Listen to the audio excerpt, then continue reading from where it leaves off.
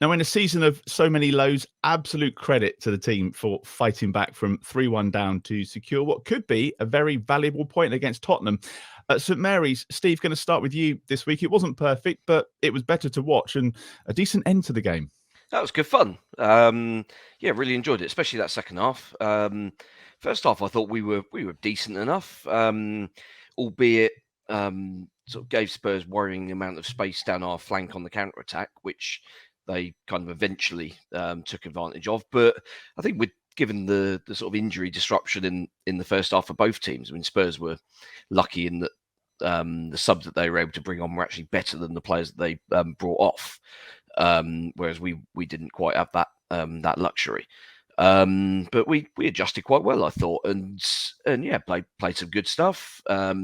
Few individuals stood out. I thought Walcott was excellent, which I mean, I think ultimately, I mean, he's got a large volume of work against Spurs, hasn't he, from his Arsenal days, and does seem to particularly enjoy playing against them. But no, I mean, kind of struggle actually to go through that lineup and find anyone who played badly. Really, it was just a good all round performance. Even though Yunusi I thought was all right, especially first half. But it's just one of those you come up against the better teams, you've got to kind of have everything fall your way, and it didn't quite. It felt. I mean, once we went 3-1 down, you just thought, well, kind of roll your eyes and you think, well, we've not quite taken advantage of those little periods when we were on top. Fraser Forster made a couple of good saves, one from Maitland-Niles and that one from Mara, when you kind of thought, okay, well, we're definitely sort of in the ascendancy here. But you can't. I mean, I've banged on about this so many times on here. Stop the cross coming in, because when you've had to bring in Maitland-Niles to play at centre back. I mean, as I say, I think he acquitted himself really well in that position, given it's probably about fifth on his list of positions that he's comfortable playing, if not lower. And yet he's kept Kane fairly quiet up until the one time where he didn't. But basically, him and Walker-Peters at the back post were never going to be able to out-jump him. So in that situation, you've just got to stop that cross coming into the box. And unfortunately, we didn't do enough to prevent that. So that was probably the only disappointing thing about the game, really. I thought that other than that, attacking-wise, we looked like we had a little bit of invention about ourselves.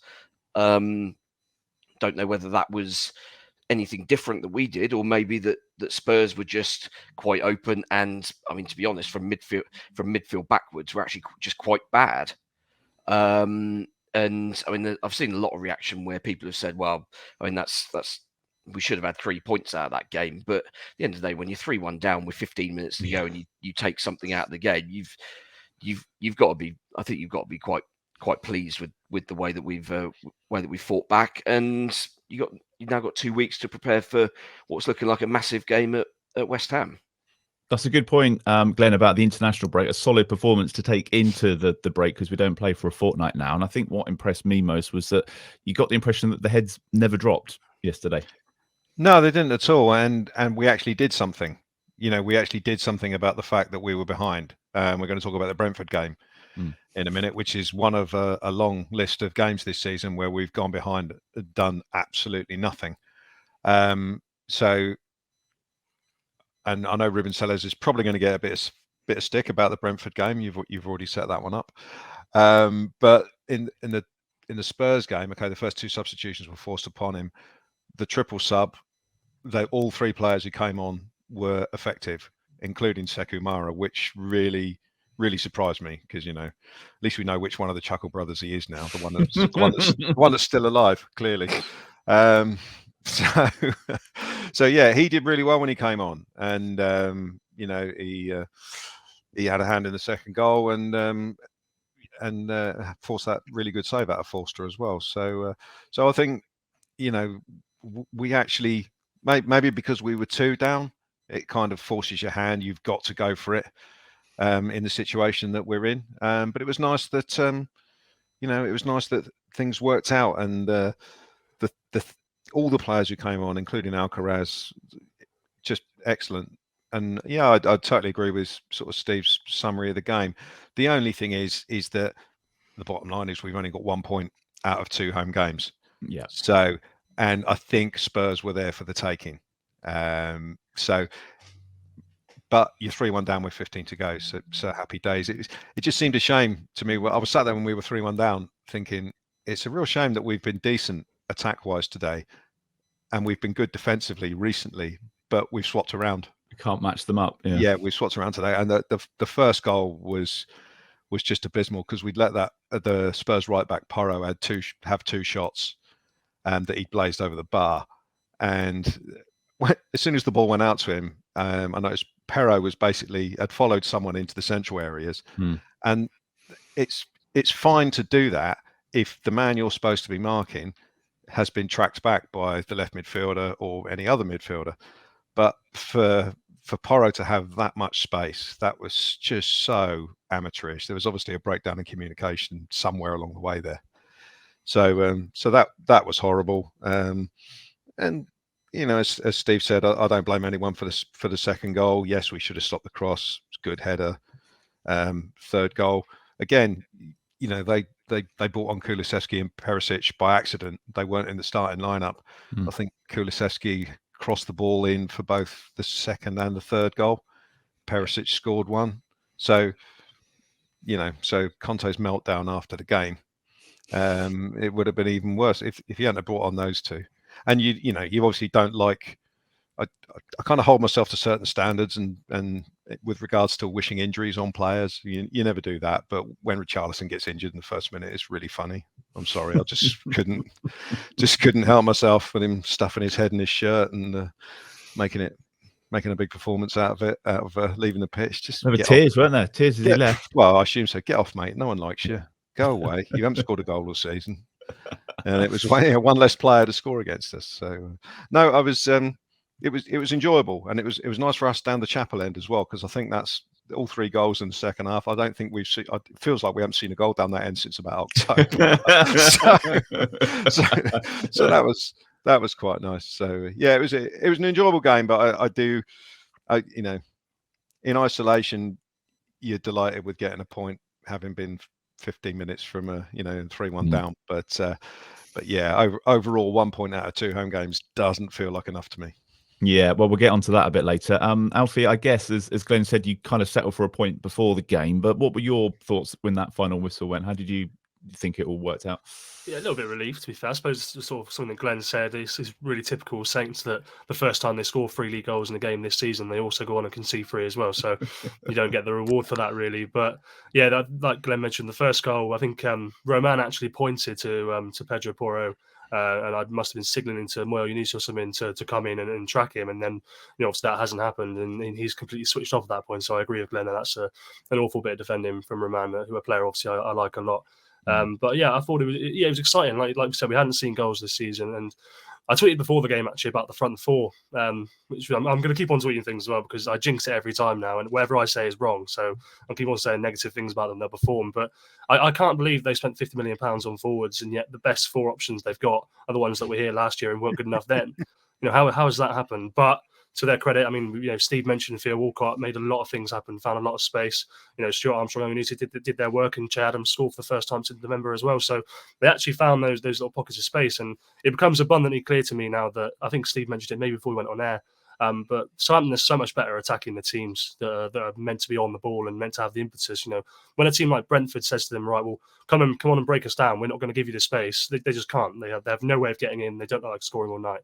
You know, Brentford then just mastered them on set plays and destroyed them. We'll get onto that as well. But now they're going to go on and face, you know, I can't exactly remember. Is it you know, Man City's too much, but the other teams, I can't quite remember who we have. But there are teams there that are going to want to be attacking and want to be on the ball, and they're the ones I actually feel more comfortable with Southampton taking on and potentially scoring. Yeah, we've got West Ham away, and then I think it's Manchester City at home, Palace at home, Arsenal away as well. That's going to be an interesting one. And then that Bournemouth game, which they've moved to the Thursday night. So some tough ones coming up. Steve, let's get into some of the specifics. A lot of people saying that might have been Theo Walcott's best game in a Saints shirt since his return. He seemed really up for that yesterday, and he's the surprise hero in this little run of form under Sellers. Yeah, I mean, I think ultimately he's a guy who's stuck his hand up and put in the performances. I mean, we mentioned it a couple of weeks back, particularly Grimsby game, where he came on with half hour, 35 minutes to go, and just showed up everybody else on that pitch with just the most. I mean, kind of didn't actually seem as if it was anything out of the ordinary. It was just some basic movement that was suddenly then causing Grimsby a whole load of problems. And I mean, we've seen what Brighton did to Grimsby this afternoon. And actually Grimsby's performance was no different to what they put in at St Mary's a couple of weeks ago. It was just that Brighton got the early breakthrough, and they didn't. Their keeper tried to shoot themselves in the foot, but they got away with it on VAR. But then, second half they just foot to the throat and got it done. But in terms of individuals, Walcott, as I say, is an experienced pro. Clearly has a lot of personal and professional pride, and ultimately there's a few players in that squad who maybe should be taking a little bit of a look in the mirror and sort of glancing over to Theo and saying, well, I mean, this guy's just turned 34 years old and has worked his way back into the team, and he's ultimately, let's be honest, he's one of the first names on the team sheet now. Yeah. And deservedly so. And as I say, there's players in that dressing room who should frankly be embarrassed that they've got in that their performances have been so bad that they've let somebody like Walcott, who, let's be honest, we all expected him to be completely winding down this season after not showing a great deal last season, and yet he's shown them all up, and absolute credit to him. It's his movement. He's against Brentford. I know we're going to talk about that later, but there was no movement in front of the midfield, just none, and he'd been left out of that game. And the inclusion of Walcott and Stuart Armstrong to a lesser degree gives you two players with slightly more intelligence who are happy to, try and dart away from their marker. Stuart Armstrong will make runs sort of diagonally across the pitch, and he'll turn up in the central areas, and that means defenders have got to pass him on or communicate to try and get things sorted. But Theo Walcott is always on the move. He's never just static, being marked by someone. And we have too many players who just stand there. You stand there behind. In between. There's an opposition player in between the ball and where they are, and that's the key to making your attack and play work. And it's been so obvious this season that that's been a problem, and it annoys the hell out of me because surely it's a coachable thing. And it is something that bothers me. And as Steve said, when a 34-year-old striker who's done everything, let's face it, he doesn't have to be bothered. He's had a brilliant career, whatever he does from here on in. Maybe he's angling for another contract, and it's the classic case of his contract winding down, and he's now really putting it in. But he just makes a difference, and it comes to something when you have to rely on a 34-year-old who most people would regard as a has-been to come in and make the difference that he does. Well, we've spoken to Theo twice after recent games. He's implicitly aware of that role. I think he really believes that the young players probably do need to step up a little bit, and he thinks that he is the one who can guide them and show them, what they need to do. And I think it shows for sure. And he speaks really well, Alfie, doesn't he? When he does the interviews, he's not just trotting out all the cliches. He clearly wants to do everything he possibly can to keep the club in the league, and we're going to need players like that. He does speak so well. I think when I see people say, hopefully Theo stays in a coaching capacity or some kind of academy role, he's going to get paid a lot more money to do media gigs somewhere else because he is such a good speaker. He's clearly quite intelligent. He's got a lot of passion about the game, and a publication will pay a lot of money to take him on, a lot more than somebody probably would to coach 18-year-olds, unfortunately. Yeah, that's the thing. The other player, of course, Alfie, that came in yesterday was Lavia, and we need to mention that his part in that goal, because that pass for Che Adams, I think it was, or that when the pass in the lead up to Che Adams' goal, that's the kind of thing that's been missing from our matches when he isn't playing. He was key again for me. Yeah, he's just an unbelievably good player, isn't he? Let's be honest. Just he's 19 years old, and I can't fathom it. He's so clever. And he has actually got that ball down to the lock, that wide ball, cutting both the winger and the centre fielder out completely in that channel, and playing somebody in. And I think I spoke to a couple of supporters at the Giddy Bridge yesterday after the game. Actually, went there for a couple of pints with a couple of supporters just to see what people were saying. And How was that? it was all right, actually. It wasn't too bad. They didn't let me in at first, so I didn't bring my ID, which is a bit stupid. But I thought I looked over 18 by now, so I had to walk back home. Maybe, honestly, maybe it is. Yeah, since when have Weatherspoons given a damn about you being over 18? Big Saturday night for them, wasn't it? But somebody pointed out that I think at the end of the game, Remy Lavia, he's always the one that's leading the celebrations. He clearly loves it, doesn't he? He loves getting involved. He's been seen in like Twitter Spaces and all these things, listening. But he's there, sort of pointing at the ground and getting players to come over and really get stuck in the celebrations. And he's such a big fan favourite. You just only hope that they can do enough to persuade him this will be the place to stay. Yeah, fingers crossed. Just going one more thing on that. Lavia can only play that pass because Walcott makes the run. Yeah, and this is what was the problem at Brentford. Everyone was digging into Diallo for not passing the ball, and yes, he's not as good a passer of the ball as Lavia is, obviously, but we could have had the two best midfielders in the world playing in that Brentford game. Such was the lack of movement that they wouldn't have been able to find a pass forward anyway. So it's all very well getting frustrated because we go sideways and backwards, but if no one makes a run, you can't do it. It's the old cliche. It's called pass and move. You can't have one without the other. Simple. Just a word, Steve, on the January signings. Alfie was talking about his tweet there. It is that reflection that it really hasn't worked. When we've got £50 million worth of forwards that we signed, and they're clearly not good enough. That crying out for them to start yesterday, and they're deemed not good enough again. It's been a bit of a mess, the January signings.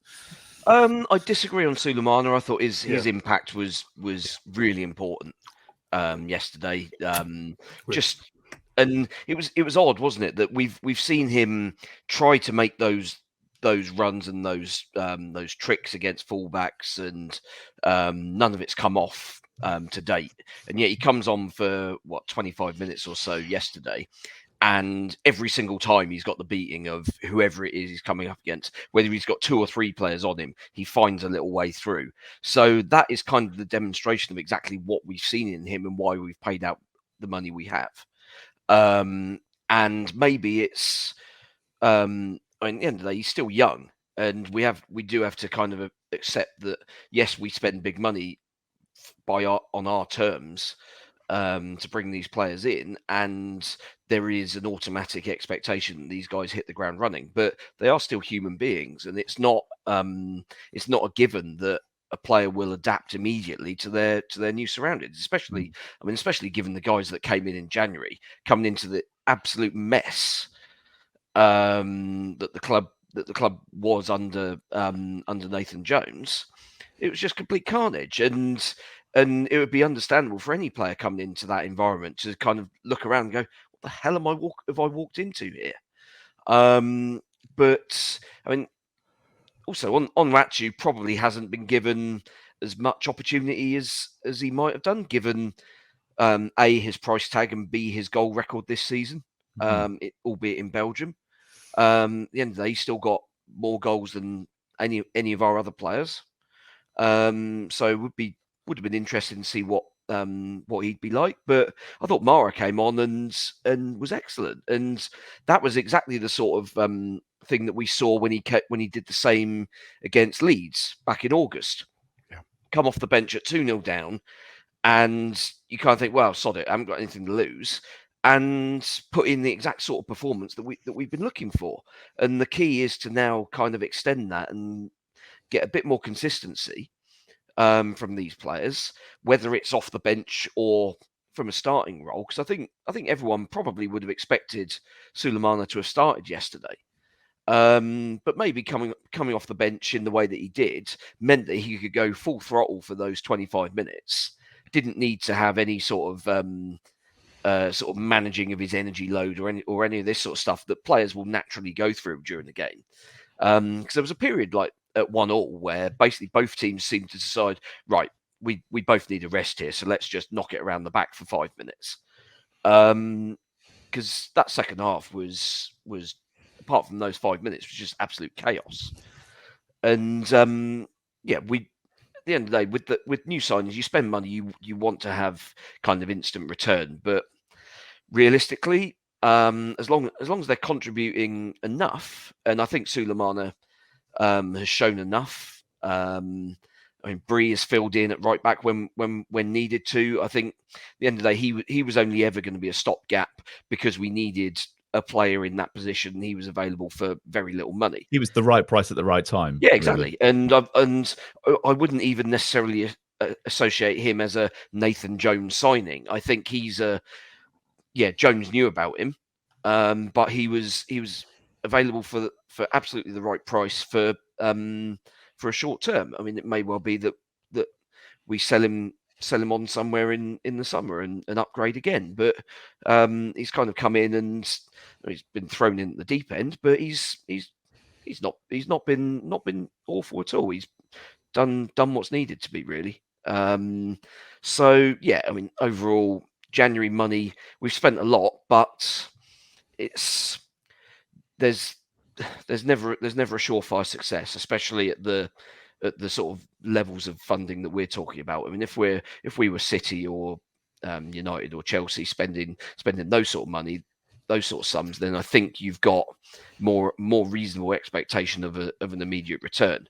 And you're kind of seeing with Chelsea that actually even in their situation that may even be unrealistic, because they're properly sort of disjointed because of how many sort of how much stuff they've thrown at the wall and just trying to make something stick. It's not an easy game.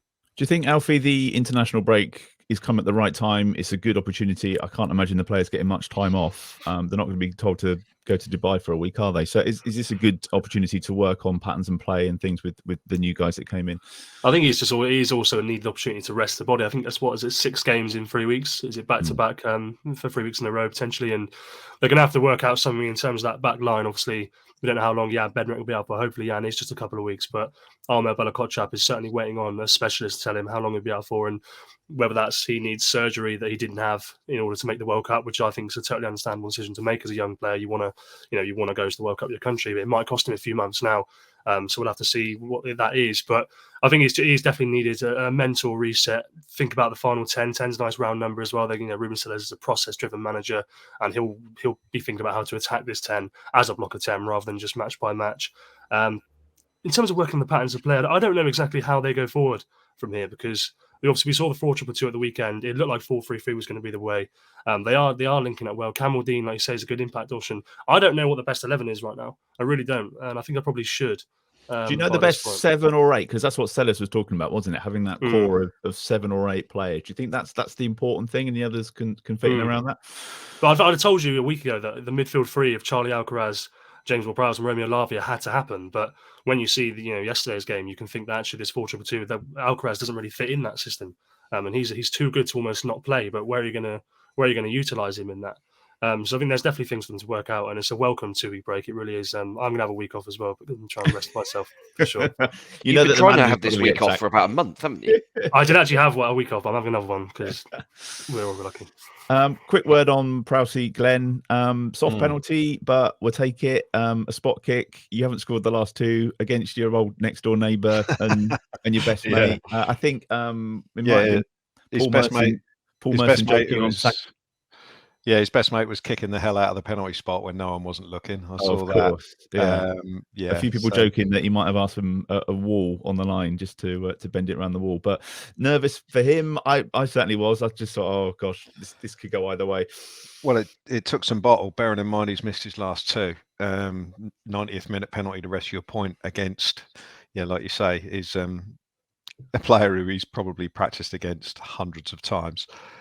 That took some bottle. I thought Sekamara was going to take it because he grabbed the ball, and I thought, they've handed it over to someone else. And I was that's a tactic to avoid any of the mind game stuff. Yeah, I've seen a few teams do this now, where someone who's got no business getting involved basically takes the ball. So you kind of think that the defending team basically goes after him. Trying to get in their head, and then as soon as the ref says, right, put the ball down, you just hand it over. And they've had nothing. The actual takers then had nothing in their head for however long it's taken to Keeper checking his water bottle. Yeah. Yeah, because he kicked the spot up, and then one of our players went and stood on the spot to stop anyone else doing it, and it all got a bit silly because it was the 90th minute. I assume there was some sort of VAR check to make sure that he had actually made contact with Maitland-Niles. The best angle for that. I mean, you look at most of the angles, and it doesn't look like there's any contact at all. But then there's an angle from high up behind the chapel end, where looking down, you can clearly see he's kind of kicked the side of his calf. It's a bit harsh, isn't it? Because as a defender, he's just gone to smack the ball away, and in the process of swinging his leg, Maitland-Niles has come across him. So yeah, it's a tough one, but at the end of the day, you've booted a player in the penalty area, so it's going to be a penalty. So I was glad. Going back to Prowse, I'm glad he changed sides. Although it was obvious he was going to change sides. Yeah, Forster knew he was going to change sides, and bearing in mind how big Fraser is and how high he can get his hand up. He's saved a few in over the years on a dive. That was a perfect penalty. Well, he saved one last week against Forest. Yeah, but that was unsavable the way he hit that. So brilliant. And you end up looking at your watch thinking, how long is there to go? Can we nick it? I was thinking Omri Kamara in that ultimately unsuccessful attempt to avoid relegation in 2005, and we beat Norwich 4-3. I was thinking maybe, come on, but no, it was not to be. But it was it was a brilliant moment for Prowse to actually knock a penalty in, and I think he would have been very, very relieved, bearing in mind who was in goal. Yeah, relief all round. I promised to shout out to Sarah, who says, yesterday I wore my TSP T-shirt, so does that mean it's a lucky charm? Well, you'll have to wear it for the West Ham game, Sarah, and let us know how you get on.